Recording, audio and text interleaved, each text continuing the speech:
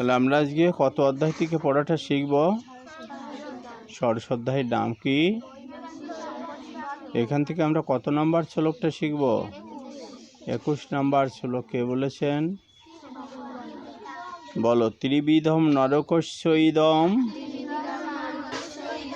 দারুম নাশনম আত্মন কাম ক্রোধ তথা লোভ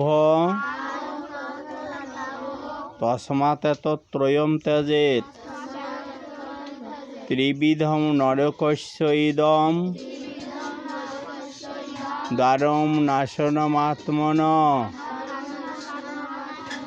কাম ক্রোধ তথা লোভ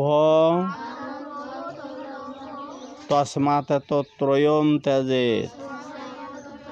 আমরা এখন অনুষ্ঠব ছন্দে পাঠটা শিখব। ত্রিবিধম নরকস্যইদম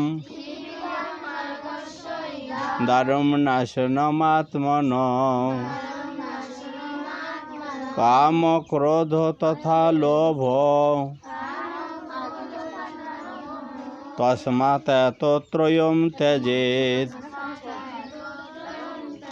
ত্রিবিধম নরকস্যইদম দারুম নাশনম আত্মন কাম ক্রোধ তথা লোভ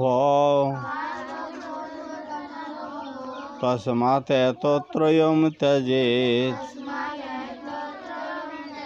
শ্রী ভগবান বললেন, কাম, ক্রোধ এবং লোভ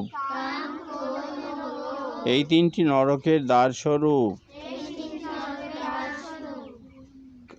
এই ত্রিবিধ কারণ জীবের অধোগতিদায়ক। অতএব ওই ত্রিবিধ দোষ অচিরেই পরিত্যাগ করা কর্তব্য।